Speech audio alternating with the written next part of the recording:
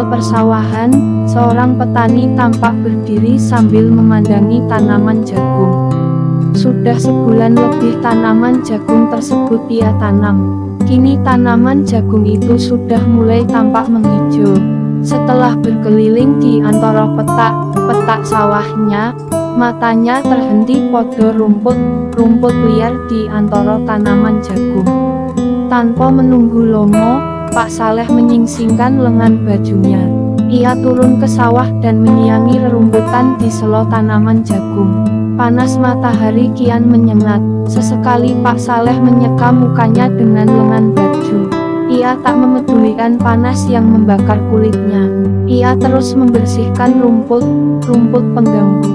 Tanpa terasa azan zuhur berkumandang dari kejauhan. Ia terhenti sejenak, kemudian melangkah ke tepi sawah.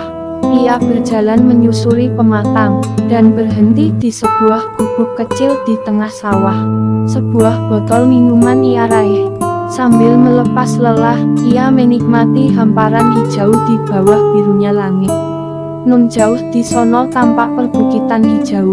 Istirahat, Pak Saleh. Terdengar suara mendekati gubuk tempat Pak Saleh istirahat.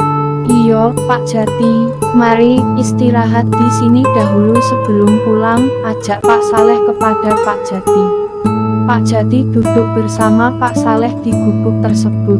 Pak Saleh, apakah Bapak tahu akan odo kontes jagung di Kecamatan Witahama? Kata Pak Jati.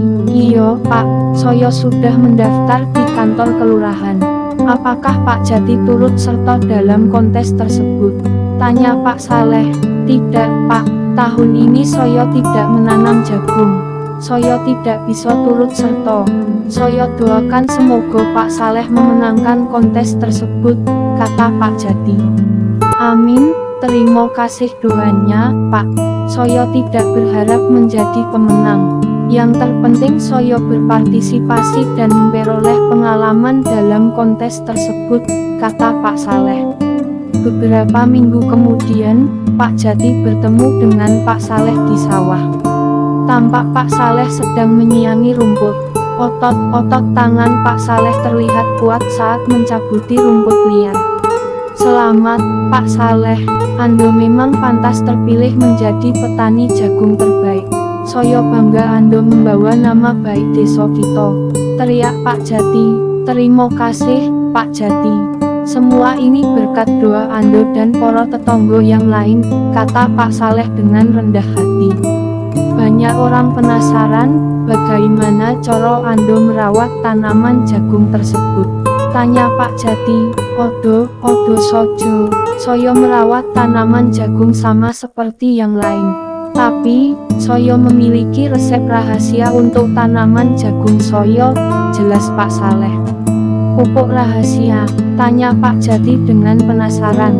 Bukan, Pak, bukan pupuk rahasia, tapi resep rahasia. Tapi apakah orang percaya kalau saya memiliki resep rahasia? Kata Pak Saleh. Apa resep rahasia itu, Pak Saleh? Tanya Pak Jati penuh harap. Saya hanya membagikan benih jagung terbaik kepada petani di sekitar sawah ini, kata Pak Saleh sambil tersenyum. Loh, benih jagung terbaiknya kok malah diberikan ke petani lain? Itu dia kuncinya. Tanaman jagung punya serbuk sari dan putik kan, Pak? Iya, Pak. Lantas, tanya Pak Jati kembali. Angin menerbangkan serbuk sari dari bunga yang masak. Kemudian, angin menebarkannya dari satu sawah ke sawah lain. Wah, Pak Saleh memang cerdas, puji Pak Jati. Coba bayangkan jika tanaman jagung di sawah sebelah ini buruk, maka serbuk sari yang ditebarkan ke sawah saya pun juga buruk. Ini tentu menurunkan kualitas jagung di sawah saya, terang Pak Saleh kepada Pak Jati. Musim tanam yang akan datang, saya akan coba resep Pak Saleh, kata Pak Jati. Begitu pula dengan hidup kita, Pak.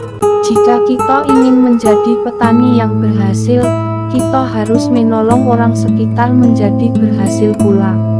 Mereka yang ingin hidup dengan baik harus menolong orang di sekitarnya untuk hidup dengan baik pula, kata Pak Saleh kepada Pak Jati.